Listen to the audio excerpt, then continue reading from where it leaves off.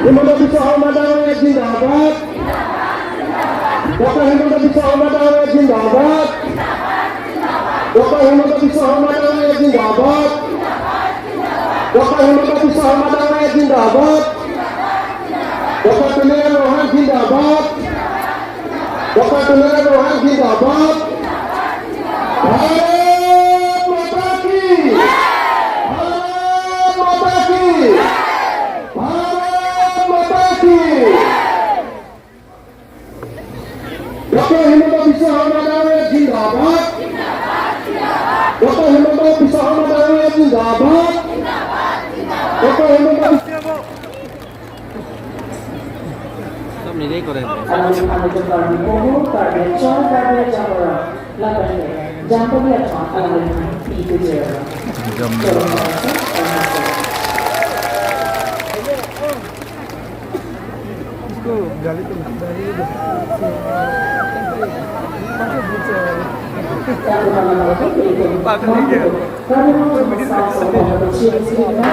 আজি বিহুৰ দিনা খবৰটো ভাল হ'বই লাগিব। মই সকলোকে বিহুৰ বহুত বহুত শুভেচ্ছা জনাইছো। হেপী বিহু। আৰু তাৰ লগতে আমাৰ কাৰ্বি ৰাইজক মই কাৰ্ডন জনাইছো। আমাৰ তিৱা ৰাইজক মই সেৱা জনাইছো। আৰু আমাৰ ইয়াত থকা ডিমাচা ৰাইজক মই দুখাই জনাইছো। আমাৰ আদিবাসী ৰাইজক মই দোহাৰ জনাইছো। আৰু বড়ো ৰাইজক মই খুলুমবাই জনাইছো। আমাৰ গাৰো ৰাইজক মই মিথিলা, কুকি ৰাইজক মই শিৱাই জনাইছো। খাচী ৰাইজক মই খুপলাই শিৱন আৰু গোৰ্খা ৰাইজক জয় গোৰ্খা। আজিৰ সভাত আমাৰ মাজত উপস্থিত কাৰ্বি আংলং স্বায়ত্তশাসিত পৰিষদৰ CM ডক্টৰ তুলিৰাম ৰংহান ডাঙৰীয়া, আমাৰ মন্ত্ৰী নন্দিতা গালোচা ডাঙৰীয়ানী, আমাৰ MP অমৰ সিং টিছু ডাঙৰীয়া, সন্মানীয় বিধায়ক বিদ্যা সিং ইংলেণ্ড ডাঙৰীয়া, ধৰ সিং ৰংহান ডাঙৰীয়া, ৰাজু টিছু ডাঙৰীয়া, ৰনাল্ড কিলিং ডাঙৰীয়া, অভিজিৎ নাথ ডাঙৰীয়া, আমাৰ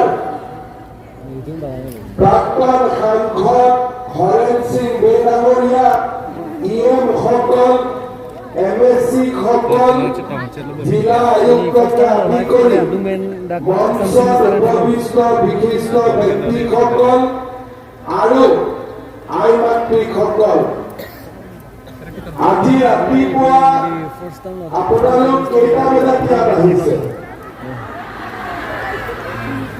কেইটা? 7টা বজাত? মই সুধি গৈ আছো। ৰাতিপুৱা 6টা বজাত কোনে কোনে আহিছে? 6টা। 7টা বজাত কোনে কোনে আহিছে? 8টা বজাত?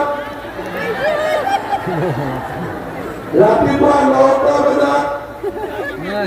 আচ্ছা, 9টাত আপোনালোক আহিছে। 10টা বজাতো অহা কোনোবা আছে নেকি?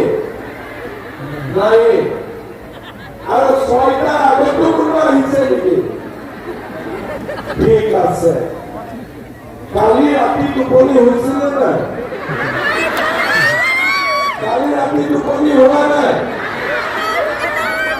একেবাৰে ৰাতিপুৱা কেনেকে আহিম, কোনযোৰ কাপোৰ পিন্ধিম, কোনটো গাড়ীত আহিম, গাড়ীবিলাক কোনে ঠিক কৰিছে? আপোনালোকে ঠিক কৰিছে নে নিজে নিজে? কালি গাড়ী ড্ৰাইভাৰক কেইবাৰ ফোন কৰিছে? নিজে আহিছে ইহঁতে? আচ্ছা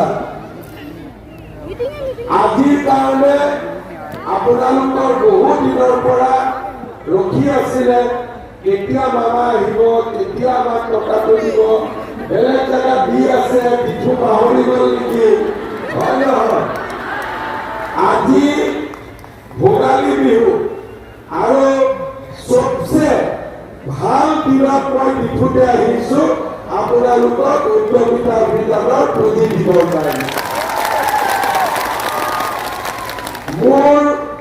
মই শুনিছিলো দলিলালৰ গাঁৱত যে কিমান মহিলাই আজি পাব তেওঁ মোক ক'লে যে আজি আমাৰ ডিফুত 25,000 মহিলাই 10,000 টকাকৈ লাভ কৰিব তেতিয়া মই সুধিলো 25,000 মহিলাইতো লাভ কৰিব পুৰুষ কেইজনে পাব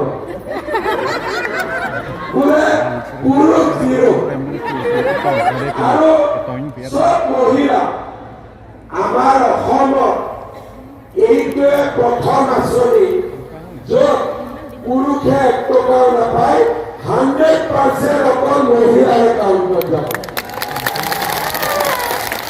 মোক সেইকাৰণে পুৰুষবিলাকে কৈ আছে যে আমাৰ উদ্যমিতা অভিযান এটা লাগে পুৰুষ উদ্যমিতা অভিযান যি নহওক আমাৰ দেশ স্বাধীন হোৱাৰ 75 বছৰতকৈও আগবাঢ়ি গ'ল আৰু চৰকাৰে বিভিন্ন সময়ত বিভিন্ন আঁচনি লৈছে কিন্তু অসমৰ ৰেকৰ্ডত দুটা আঁচনি সদায় থাকি যাব মহিলা উদ্যমিতা আৰু অৰুণোদয় য'ত নেকি 100% মহিলাৰ একাউণ্টত টকা যায় এই আঁচনি আজি ৰেকৰ্ড হৈ গ'ল সকলো আপোনালোকে জানি ভাল পাব যে আমাৰ ডিফুটো 25,000 গোটেই অসমত কিমান মহিলাই পাব 32 লাখ কিমান মহিলাই পাব 32 লাখ মহিলাই পাব আৰু এতিয়ালৈকে মই ঘূৰি ঘূৰি 20 লাখ মহিলা এই আঁচনি দিলো এইখন আমাৰ 82 নম্বৰ মিটিং আৰু মই নিজে উপস্থিত থকা আজিৰ মিটিংখন হ'ল 70 নম্বৰ তাৰমানে এতিয়ালৈকে মই 70খন মই মিটিং কৰিলো আৰু আমাৰ মন্ত্ৰীসকলে 12খন মিটিং কৰিলে কিমান মহিলা টকা পালে 20 লাখ কিমানে পাব বাকী আছে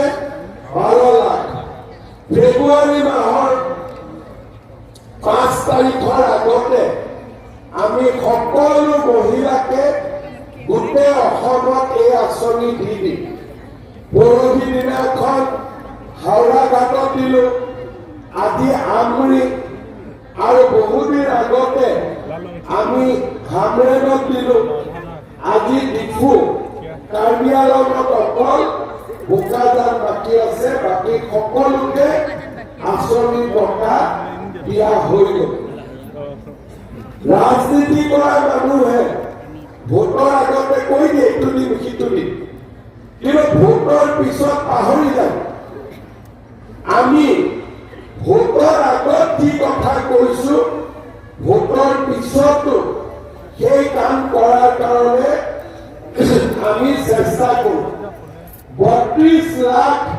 মহিলা পুঁজি দিব যাওঁতে আমাৰ কিমান টকা খৰচ হ'ল 3,200 কোটি টকা আজি ইয়াতে আপোনালোক 25,000 মহিলা বহি আছে এজনেতো 10,000 দিব কিন্তু চৰকাৰৰ পকেটৰ পৰা কিমান যাব 25,000 10,000 কৈ পালে আজি ডিফুত কিমান টকা আহিব বেংকত চৰকাৰৰ ঘৰৰ পৰা 25 কোটি টকা আজি ডিফুত জমা হ'ব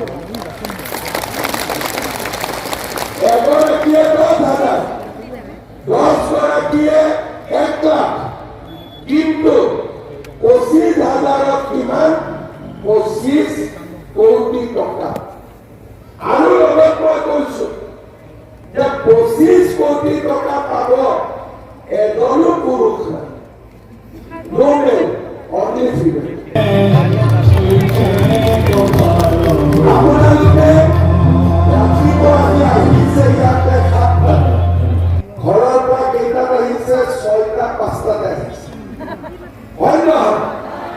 ৰাতি খোৱাই নাই, কালি মোবাইলত কথা পাতি আছে, তই কি পিন্ধিবি মই কি পিন্ধিম।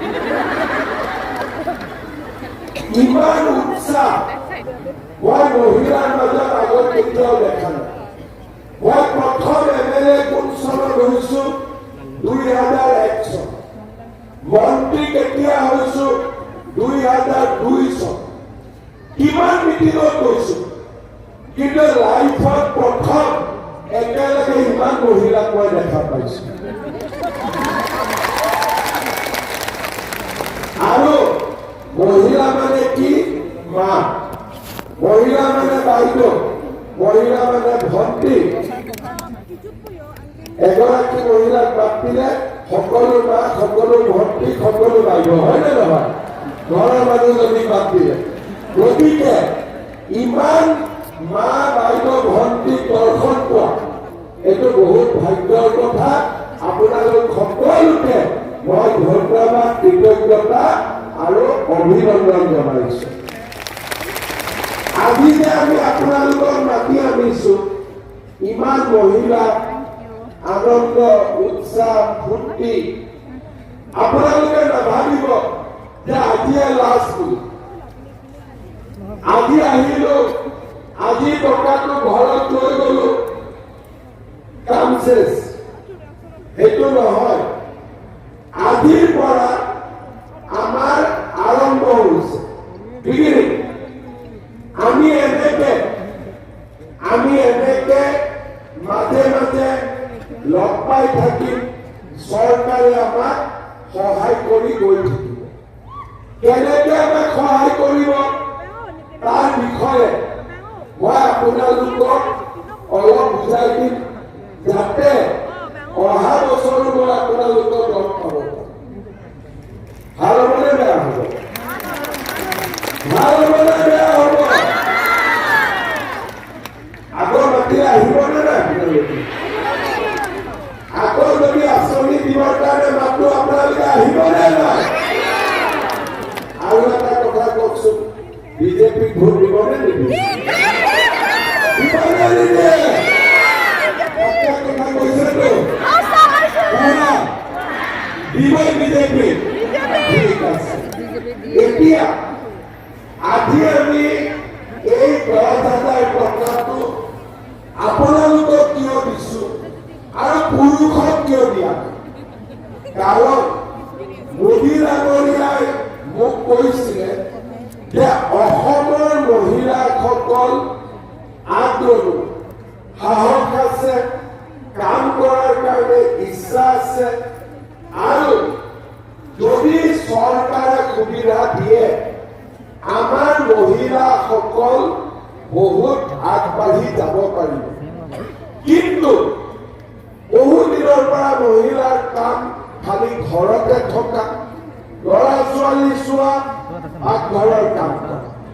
সেইকাৰণে মহিলাসকলে ইমান দিনে আগবাঢ়ি আহিব পৰা নাছিলে।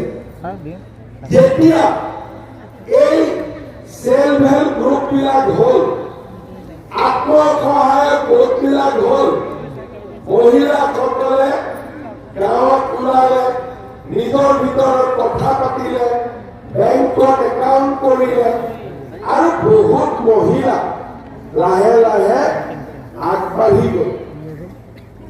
আমাৰ উদ্দেশ্যটো কি? যে মহিলাসকলক লাখপতি বাইদেউ কৰা, অৰ্থাৎ মহিলাসকলক আমি সহায় কৰিব লাগে, যাতে মহিলাসকলে বছৰত 1 লাখ টকাতকৈও বেছি উপাৰ্জন কৰিব পাৰে। এতিয়া আপোনালোকে ভাবিব যে আমিতো গাঁৱৰ মহিলা, ঘৰৰ মহিলা, কেনেকেনো 1 লাখ টকা উপাৰ্জন কৰিম। মই ডিফুত শুনিছিলো যে আমাৰ ডিফুত লাখপতি বাইদেউ আছে নে নাই? মোক অফিচাৰ বিলাকে ক'লে যে আমাৰ ডিফু সমষ্টিত 85 গৰাকী মহিলা ইতিমধ্যে লাখপতি হৈছে।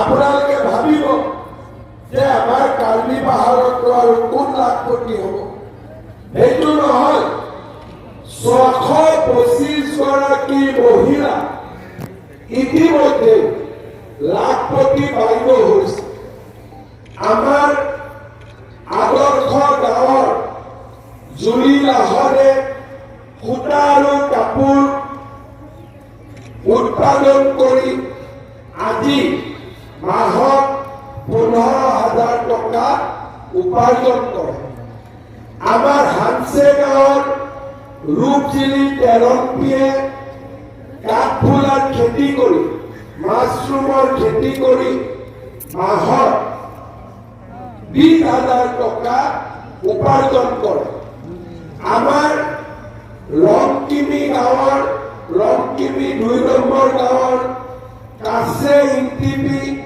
লীনা হানছেপি বছৰত 2,35,000 টকা উপাৰ্জন কৰে ৰংকিমি 2 নম্বৰৰে হানৰিকা তেৰাম্পি কাৰেং তেৰাম্পিয়ে 2,20,000 টকা উপাৰ্জন কৰে বালিৰাম তেৰাগাঁৱৰ ৰুমিৰ টুপি ভেটাগাঁও নেপালী বস্তিৰ বিনু ভানুচা 1,85,000 টকা বছৰত উপাৰ্জন কৰে চিকাৰী হানছে গাঁৱৰ ইন্দিৰা বেপী অম্বিকা ৰংভাপী ৰেণু তেৰাম্পি বীণা টকবিপি মিলিনা হানছেপি 1,70,000 টকা বছৰত উপাৰ্জন কৰে বালিৰাম তেৰাগাঁও ৰেণুকা তেৰাম্পি চিকাৰী হানছে গাঁৱে ৰম্পিপি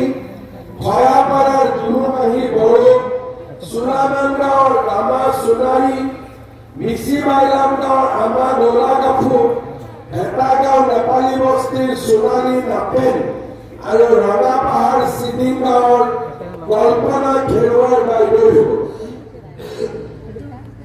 1,50,000 পৰা 1,70,000 টকা উপাৰ্জন কৰে তাৰ মানে কি তাৰ মানে বিফুৰ মহিলাসকলো আগবাঢ়ি গৈছে 700 মহিলা লাখপতি বাইদেউ হৈছে আৰু চৰকাৰে যদি আপোনালোকক সহায় কৰে চৰকাৰে যদি আপোনালোকক আৰ্থিকভাৱে সহায় কৰে মইতো ভাবো আপোনালোকৰ লাখপতি বাইদেউ হ'ব পাৰিব নে নোৱাৰিব কোনে কোনে নোৱাৰিব হাত দাঙক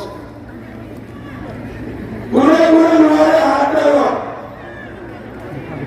এতিয়া কোনে কোনে পাৰিব হাত দাঙক বঢ়িয়া তাৰমানে চৰকাৰে সহায় কৰিলে আমি লাখপতি বাইদেউ হ'ব পাৰিম কেনেকে চৰকাৰে সহায় কৰিব আজি আমি আপোনালোকক 10,000 টকা দিম চেকখন লৈ গ'ল চেকখন ভৰালে টকাটো কি কৰিম আমাৰ এটা গ্ৰুপ আছে আমাৰ এটা আত্মসহায়ক গ্ৰুপ আছে তাৰ একাউণ্টত আমি 10,000 টকাটো দিলো 1,00,000 টকা হ'ল যোনে ব্যৱসায় কৰে আমি 25,000 লোন দিলো টকাটো ঘূৰাই ললো আকৌ লোন দিলো আমাৰ গোটটো শক্তিশালী হ'ল কিছুমানে ক'ব যে আমি গ্ৰুপত নিদিওঁ নালাগে আমি কি কৰিম আমি নিজে টকা কেইটা দি ব্যৱসায় কৰিম গাহৰি আনিম ছাগলী পুহিম চিলাই মেচিন আনিম সৰু দোকান দিম খেতি পথাৰ আছে মৌ মাখি কৰিম শাক পাচলিৰ খেতি কৰিম আচাৰ বনাম পিঠা বনাম আমি নিজে কিবা এটা কৰিম কিছুমানে ক'ব যে নিজে কৰিব ভয় লাগে তেতিয়া আমি কি কৰিম আমাৰ হাজবেণ্ডৰ লগত লগ লাগি হাজবেণ্ডৰ দোকান আছে তাতে টকাটো লগাই দিম হাজবেণ্ডৰ ফিচাৰী আছে তাতে টকাটো লগাই দিম মাছৰুমৰ খেতি কৰিম হাজবেণ্ডৰ লগত লগ লাগি হাজবেণ্ডৰ দোকান আছে ৰিক্সা চলাই নতুন ৰিক্সা এটা কিনি দিম আমি ঘৰৰ ব্যৱসায়টোতো এই 10,000 টকা আমি লগাব পাৰিম 6 মাহ পিছত আমি আপোনালোকৰ ঘৰত যাম বাইদেউ 10,000 টকা মামাই দিছিলে বোলে দিছিল টকাটো কি কৰিলো বোলে পুৰণা মোবাইলটো বেয়া হৈ গ'ল নতুন মোবাইল কিনিলো বোলে টকাটো কি কৰিলো কাপোৰ কিনিলো ঠিক আছে বেলেগ এগৰাকী ঘৰত গলো বোলে টকাটো কি কৰিলে বোলে আমি 10 জনীয়া লগ লাগি 1 লাখ কৰিলো আৰু এতিয়া আমি গ্ৰুপটো চলাই আছো পৰীক্ষাত পাছ বোলে কি কৰিলে বোলে টকাটো লৈ মই গাহৰি কিনিলো দোকান দিলো পিঠা বনালো খেতি কামত লগালো পৰীক্ষাত পাছ টকাটো লৈ মোৰ হাজবেণ্ডৰ দোকানত লগাই দিলো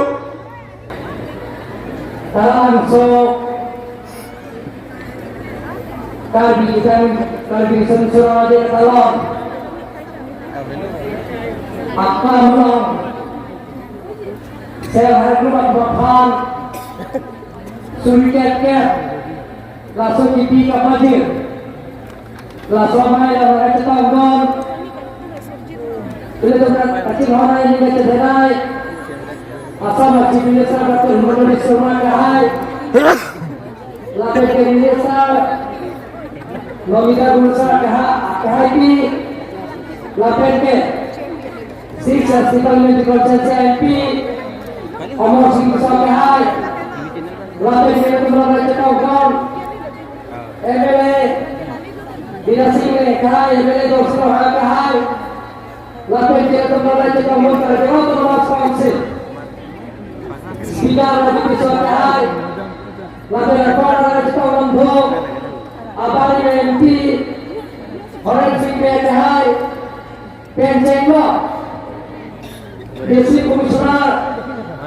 Laten Jengwa Kais Mangkut itu Karyawan Ormas Council of Karagan Laten iya KHI Indonesia KHI Mantin Alwijalan Laten Ahin Pen kira ini kecil orang yang kita jenai saya untuk amai bikin jawab memang sedaya kehadiran apa yang sudah teman tahu kita kalau memuaskan jutai kulumba doa diseramusong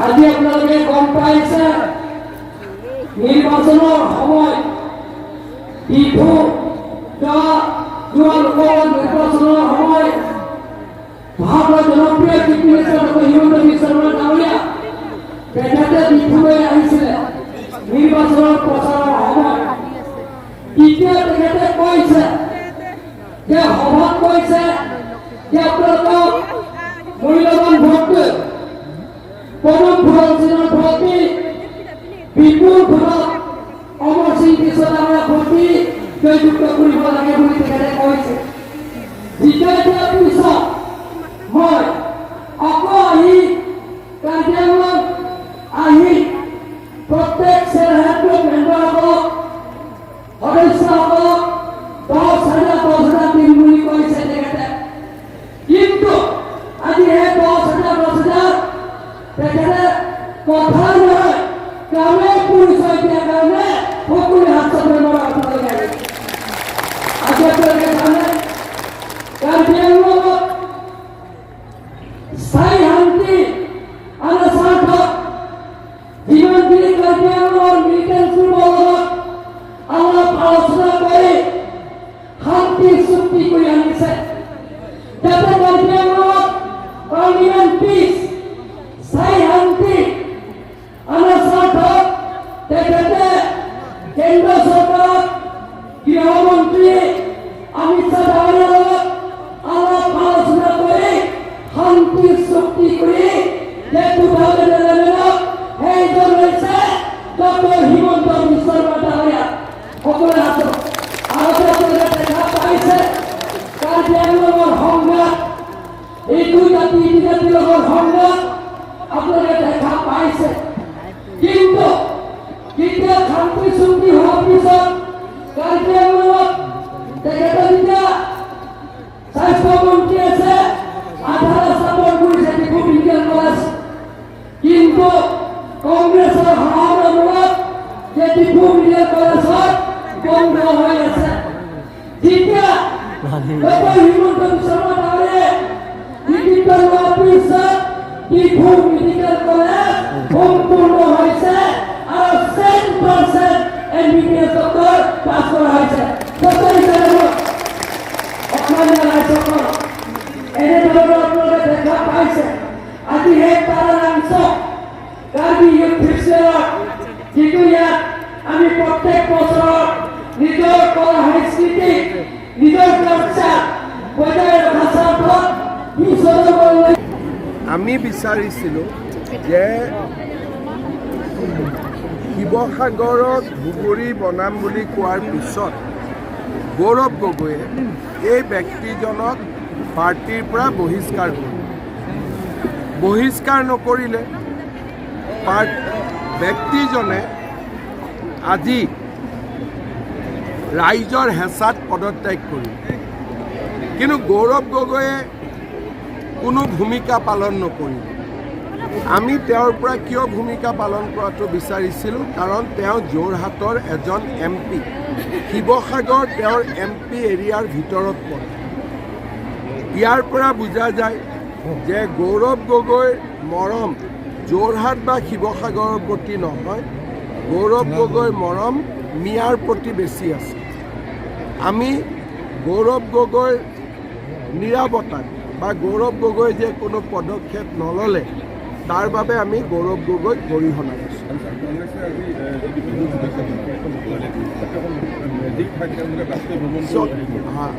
আমাৰ অসমীয়া মানুহৰ বাবে বিহু আমাৰ এটা জাতীয় উৎসৱ।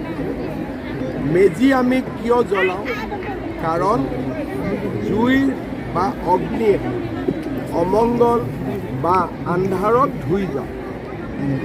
মেজি জ্বলোৱাৰ পৰিৱৰ্তে কাৰোবাৰ ঘৰ, কাৰোবাৰ বিল্ডিং, কাৰোবাৰ অফিচ, এইটো বিহুৰ মানসিকতা নহয়, এইটো হিংসাৰ মানসিকতা, এইটো ঘৃণাৰ মানসিকতা। অসমীয়াই বহাগ বিহুৰ দিনা, মাঘ বিহুৰ দিনা, কাতি বিহুৰ দিনা কাকো হিংসা নকৰে। আমি এটাই কামনা কৰোঁ যে সকলো পৰিয়ালৰ পৰা মেজিৰ জুয়ে অমংগল আঁতৰাই লৈ যায়। মেজিৰ জুয়ে প্ৰতিগৰাকী মানুহৰ পৰা দুখ আঁতৰাই লৈ যায় আৰু মেজিৰ জুয়ে সকলোৰে ঘৰ সংসাৰ পৰিয়াল উজ্বলাই তোলে। মেজিৰ উদ্দেশ্য, মেজিৰ জুইৰ উদ্দেশ্য ঋণাত্মক নহয়। মেজিৰ অগ্নিৰ যিটো অৰ্থ সেইটো হ'ল ইতিবাচক। আন্ধাৰ বিনাশী পোহৰৰ জয়। কিন্তু তেওঁলোকে সেইটোকে বুজি নাপায়। অসমীয়া ভাষা সংস্কৃতিৰ লগত কংগ্ৰেছৰ কোনো সম্পৰ্ক নাই। এইটোকে তেওঁলোকে আজি বাজপেয়ী ভৱন জ্বলোৱাৰ ফটো এটা দি টুইট কৰিছে। আমি পদক্ষেপ নলওঁ। মানুহে নিজে বুজি পাইছে যে কংগ্ৰেছ দলটোৱে মাঘ বিহুৰ ভোগালীৰ উৰুকা একো বুজি নাপায়। তেওঁলোকে খালি মিয়াক বুজি পায়। চাওক, মোৰ এজেণ্ট যদি গৌৰৱ গগৈ কিয় লৈছে, তাৰমানে গৌৰৱ গগৈ মোৰ এজেণ্ট হ'ব লাগিব। তেতিয়াতো মোৰ হাতত কোনো উপায় নাই। কংগ্ৰেছততো মোৰ এজেণ্ট আছে, সেইটোতো পাক্কা কথা। কিন্তু গৌৰৱ গগৈ মোৰ এজেণ্ট বুলি মই নাজানিছিলোঁ। সেইটো লিষ্টত নাই নামটো। কাৰ্বি আংলঙত জল জীৱন মিছন এতিয়ালৈকে ইনকমপ্লিট হৈ আছে। জল জীৱন মিছন গোটেই দেশতে ইনকমপ্লিট হৈ আছে। প্ৰধানমন্ত্ৰী ডাঙৰীয়াই কিছুমান দুৰ্নীতিৰ অভিযোগ পায় গোটেই দেশতে, অসমত নহয়। তেখেতে নিজাববীয়াকৈ তদন্ত কৰি আছে আৰু তদন্তৰ পিছতহে তেওঁ পইচা ৰিলিজ কৰিব। আৰু প্ৰধানমন্ত্ৰী ডাঙৰীয়াই যিহেতু নিজে তদন্ত কৰি আছে, গতিকে তাত আমি মাত মাতিব খোজা নাই এতিয়া। নিশ্চিতভাৱে আমাৰ অসমৰ কামখিনি ভাল হোৱা বুলি আমি ভাবোঁ। নিশ্চিতভাৱে অসমৰ পুঁজি কোনোবা নহয় কোনোবা সময়ত প্ৰধানমন্ত্ৰী ডাঙৰীয়াই মুকলি কৰিব। মাননীয় মুখ্যমন্ত্ৰী মহোদয়, এটা কথা যে 1951 বিভিন্ন দল সংগঠনে অনাবৰত এটা কথা কয় যে 1951 যিসকল লোক আছে ইয়াত নন ট্ৰাইবেল লোক তেখেতলোক ইয়াৰ কাৰ্বি আংলঙৰ পৰা যাব লাগিব বুলি বিভিন্ন দল সংগঠন আইনত আৰু সংবিধানত যি লিখা আছে আমি তেনেকেই কাম কৰিব লাগিব। এই বিষয়বিলাক লৈ পেলাই বহুজনে বহু কথা কৈ আছে, কিন্তু মই ভাবোঁ যে কাৰ্বি আংলঙত কোনোবা যোৱাটোতকৈও 244টোহে বেছি ইম্পৰ্টেণ্ট। সেইটো হৈ গ'লে মানুহৰ সমস্যাবিলাক নিজেই নোহোৱা হৈ যাব, কাকো খেদাৰ দৰকাৰ নহ'ব, তেতিয়া নিজে নিজে কামবোৰ হ'ব। গতিকে আমি স্থায়ী সমাধানত চকু দিব লাগে। এই বিষয়ে মই আজি ৰাতিও ডিফুত আছোঁ, আলোচনা কৰিম। আমি সমস্যাবিলাকৰ স্থায়ী সমাধান কৰিব লাগে। স্যাৰ আৰু কাৰ্বি আংলং ৰাইজে ধানৰ মূল্য উচিতটো পোৱা নাই স্যাৰ। কিয় FCI থকা পাছতো মানে গাঁৱে গাঁৱে মিল বহাই সিহঁতে কম দামৰ পৰা ধান কিনিহে এতিয়া কৰিব নোৱাৰে। আমিতো 2600 টকা দি আছোঁ। নহয় স্যাৰ, এতিয়া কাৰ্বি আংলঙত বহুত কম দামে ৰেট চলি আছে স্যাৰ। যদি তেনেকুৱা আছে মই কালিয়ে অফিচাৰ পঠাম। কাৰ্বি আংলঙৰ ৰাইজে এটা কথা বুজিব লাগে যে চৰকাৰে 2670 টকাত ধান কিনি আছে। মই আজি DCSPক চবত কম, কোনোবাই যদি মাজৰ মানুহে ধান কিনি আছে আমি এৰেষ্ট কৰিব লাগিব। এটা মিল কাৰ্বি আংলং কাউন্সিলেও বনাব পাৰে ৰাজহুৱা কৰি, প্ৰত্যেক 5টা সমষ্টিত 5টা মিল। মই কথা পাতি লওঁ বাৰু। স্যার ছটা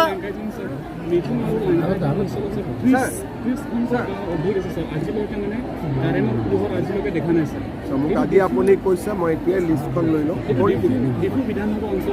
মই উইদিন এ 1 মান্থ কাম ষ্টাৰ্ট কৰিম। सर पीटीआई के আজি लिए আপুনি মোক লিষ্টখন বনাই তুলিৰাম ৰঙাঙক আজি দি দিব, মই লগে লগে ষ্টাৰ্ট কৰিম।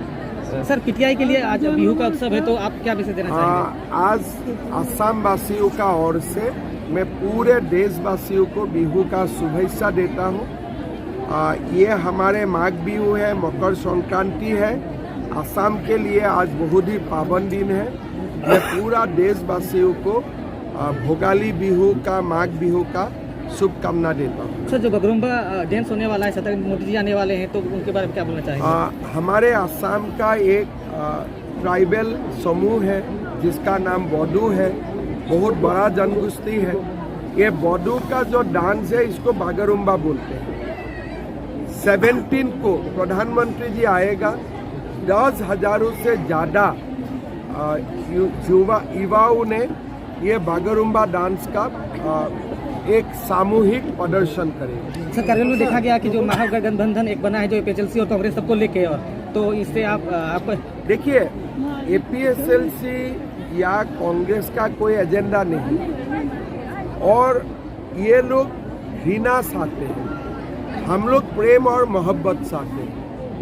और इसीलिए आपने देखा होगा अभी सारे गांव का मालूम ही है कितना हमको प्यार करते हैं। आप लोग तो खुद ही देखा, चुनाव का परिणाम तो उसी से आपको पता चल जाना चाहिए। इस बार 126 में 26 रहेगा सर।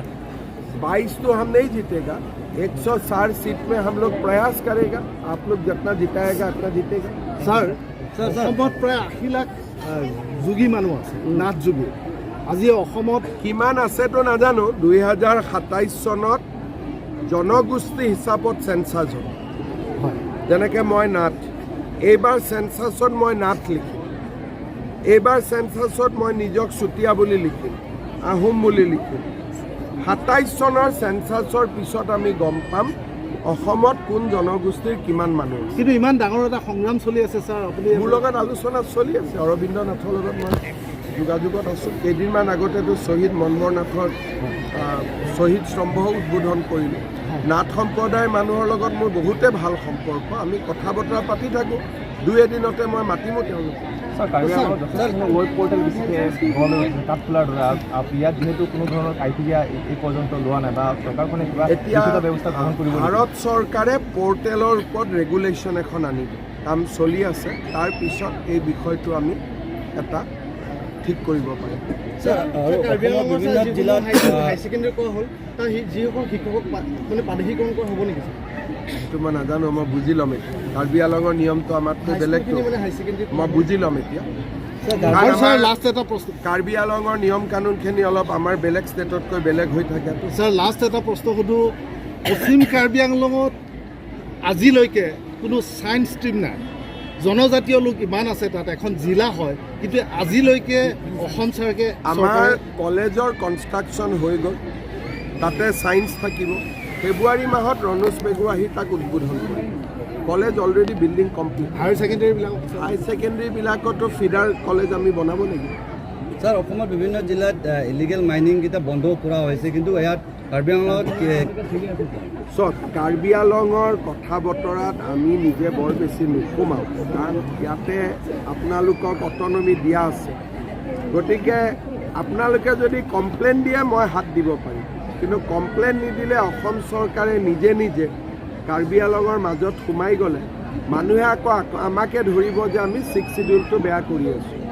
সেইকাৰণে কোনোবাই যদি মোক কমপ্লেইন দিয়ে যে অমুক জেগাত মাইনিং হৈ আছে, মই ডেফিনেটলি একশ্যন ল'ম, কিন্তু কমপ্লেইনটো কাৰ্বি আলঙৰ পৰা হ'ব লাগিব।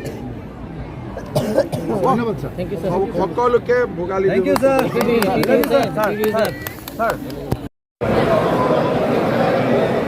আজি আমাৰ 5টা বিধানসভা সমষ্টিত বুথ সভাপতি আৰু বুথ সাধাৰণ সম্পাদকসকলৰ লগত নিৰ্বাচন উপলক্ষে আমি কথা পাতিলোঁ। সকলো উৎসাহত আছে। আমি যি সাংগঠনিক কাম জানুৱাৰী আৰু ফেব্ৰুৱাৰীত হ'ব লাগে তাৰ বিষয়ে আলোচনা কৰিলোঁ, আৰু সকলোৰে মনত উৎসাহ দেখি মই নিজেও উৎসাহিত হ'লোঁ।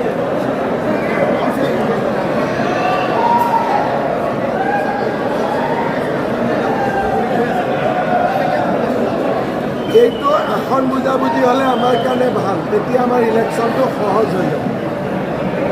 যদি APSLC আৰু কংগ্ৰেছ একেলগে ইলেকশ্যন খেলে, তেতিয়াহ'লে বহুত ভোট আমালৈকে চিট হ'ব। গতিকে দুইজনে একেলগে ইলেকশ্যন খেলিলে আমাৰ কাৰণে ভাল। এইটো মই ক'ব নালাগে, আপোনালোক যিহেতু কাৰ্বি আলঙত থাকে আপোনালোকে নিজেও বুজি পায়। ইংগিত দিলেই যথেষ্ট। কাৰ্বি আলঙত আমাৰ নিয়ম হ'ল যে কাউন্সিলে আৰু আমাৰ ইয়াত ডিষ্ট্ৰিক্ট কংগ্ৰেছে যি নাম দিয়ে আমি চেঞ্জ নকৰোঁ, যি নাম দিয়ে এইটোকে আমি লৈ লওঁ। ডেফিনেটলি নতুন মুখ থাকিবই, কাৰণ ইয়াত এটা সমষ্টি বাঢ়িছে, গতিকে নতুন মুখ থাকিবই। দুই এজনে কাউন্সিলতো ইলেকশ্যন উঠিব খুজিছে, গতিকে অলপ ফেৰবদল হৈ যাব।